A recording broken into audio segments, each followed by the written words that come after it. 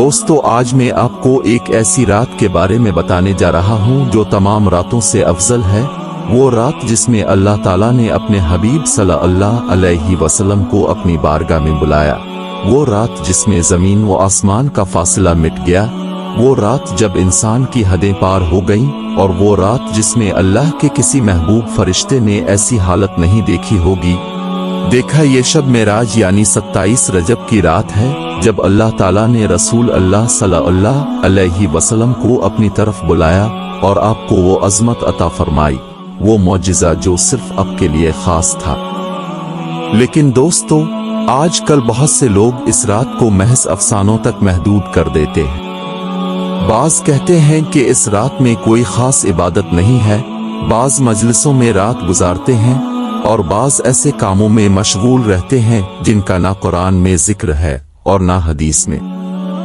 چنانچہ آج ہم قرآن و حدیث کی روشنی میں شب معراج کی حقیقت، اس رات کی عبادت کا طریقہ اور نبی کریم صلی اللہ علیہ وسلم سے ثابت کردہ اعمال صالحہ کا جائزہ لیں گے۔ سب سے پہلے یہ جانا ضروری ہے کہ معراج کیا ہے۔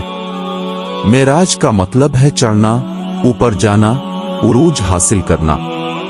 اور شب معراج وہ بابرکت رات ہے جب اللہ سبحانہ و تعالیٰ سب سے پہلے اپنے محبوب کو مسجد الحرام سے مسجد اقصیٰ لے گئے، جسے اسراء کہتے ہیں، اور پھر وہاں سے 7 آسمانوں سے گزر کر صدر المنتاع تک لے گئے، جہاں فرشتے بھی نہیں پہنچ سکتے۔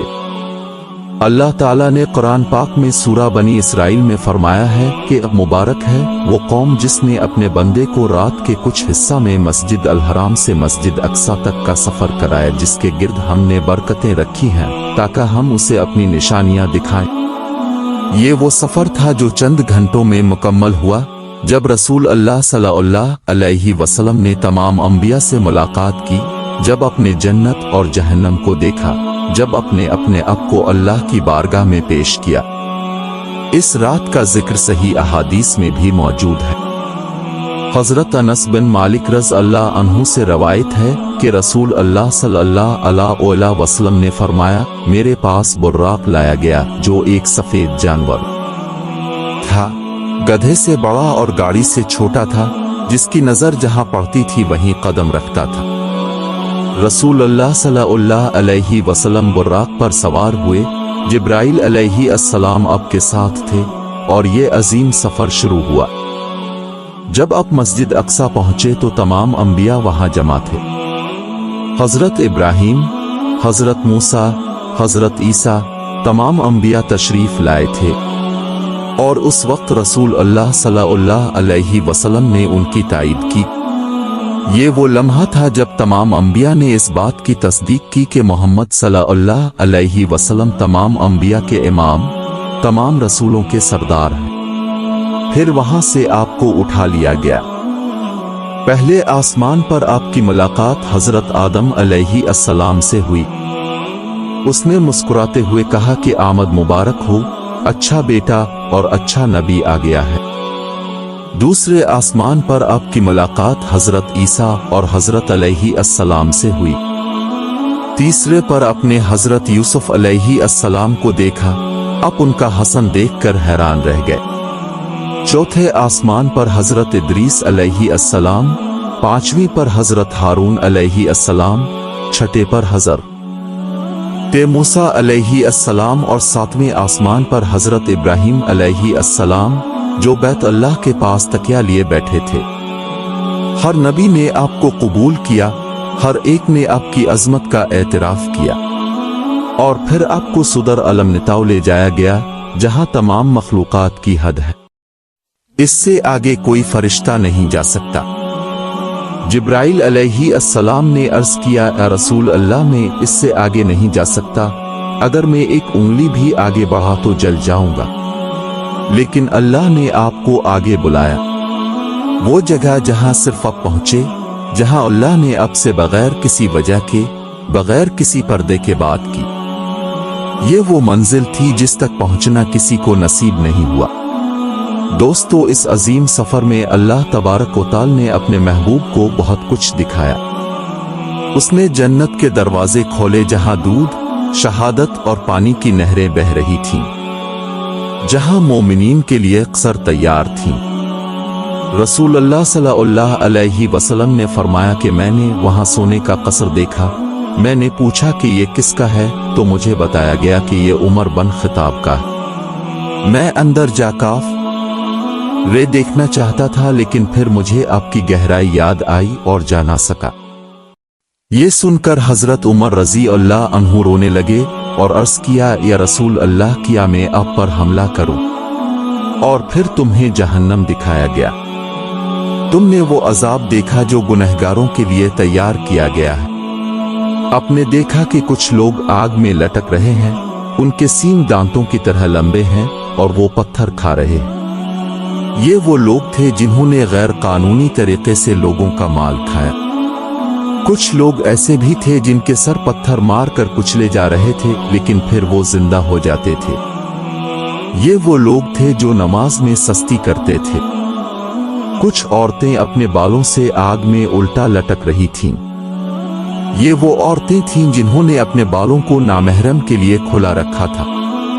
हर जुर्म की अलग सजा थी, हर गलत काम का अलग अलग हिसाब था। इस सफर में अल्लाह सुब्हाना व तआला ने अपनी उम्मत पर 5 नमाजें फर्ज की थीं।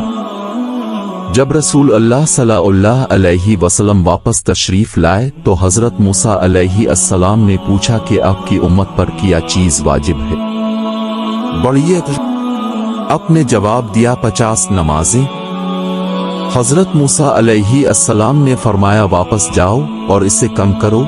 मैं बनी इसराइल की तरफ जा रहा हूं, तुम्हारी उम्मत नहीं कर सकेगी। चुनांचे अब वापस चले गए। अल्लाह ताला ने नमाजें 5 कर दे। अब फिर हजरत मूसा अलैहि अस्सलाम के पास से गुजरे। उन्होंने फिर फरमाया कि कम करो। ये सिलसिला चलता रहा, यहां तक कि 50 में से सिर्फ 5 नमाजें रह गई। लेकिन अल्लाह ताला ने फरमाया, ये 5 नमाजें इताअत में 5 हैं, लेकिन सवाब में 5 हैं। मेरा फैसला नहीं बदलता। ये है शब मेराज की अजमत, ये है इस रात की कैफियत। लेकिन अब सवाल ये है कि हम इस रात को कैसे मनाएं?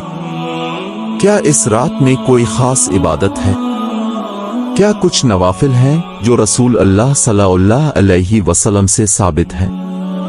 दोस्तों, ये समझना बहुत जरूरी है कि दीन में कोई भी इबादत सिर्फ इसी सूरत में दुरुस्त है जब वो कुरान व सही अहादीस से साबित हो।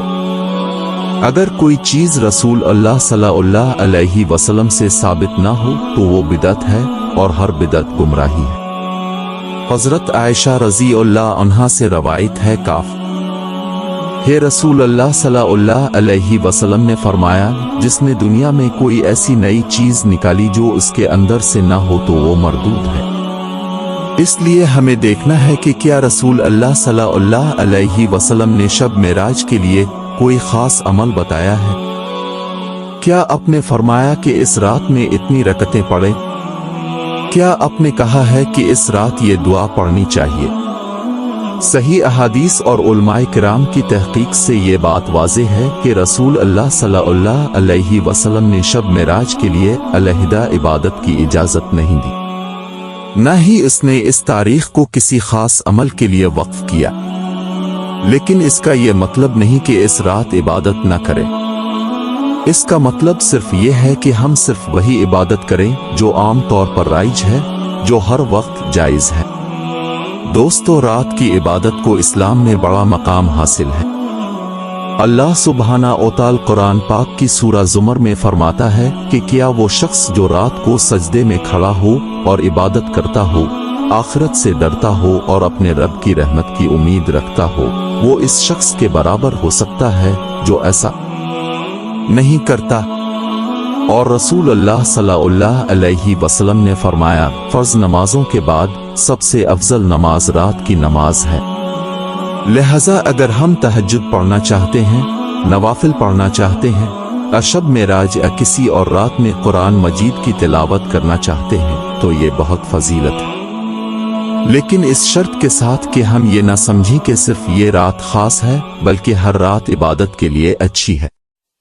अब बात करते हैं कि अगर हम शब मेराज पर इबादत करना चाहते हैं तो हमें क्या करना चाहिए।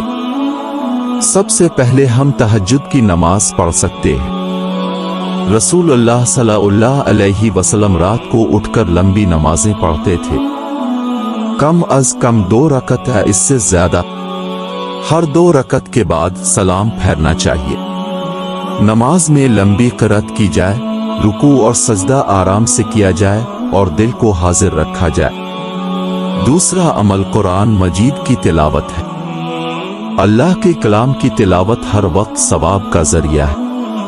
रसूल अल्लाह सल्लल्लाहु अलैहि वसल्लम ने फरमाया कि कुरान की तिलावत करने वाले को हर हर्फ के बदले 10 नेकियां मिलती हैं।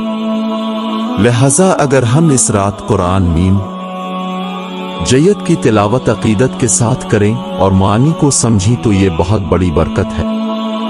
तीसरा अमल इस्तिग़फ़ार है। अल्लाह से अपने गुनाहों की मुआफ़ी मांगना, अपनी कोताहियों का एतराफ़ करना और अल्लाह की रहमत की उम्मीद रखना। अपने दिल से अस्तग़फ़िरुल्लाहुल अज़ीम ला इलाहा इल्ला हुवल हय्युल क़य्यूम व अतूबु इलैहि का वर्द करते रहें। इससे भी बेहतर अगर आपकी आंखें आंसुओं से भर जाएं। चौथा अमल रसूल अल्लाह सल्लल्लाहु अलैहि वसल्लम पर दुरूद शरीफ पढ़ना है। अल्लाह ताला ने कुरान मजीद में फरमाया कि अल्लाह और उसके फरिश्ते नबी पर दुरूद भेजते हैं। ए ईमान वालों, तुम भी उन पर दुरूद और सलाम भेजो।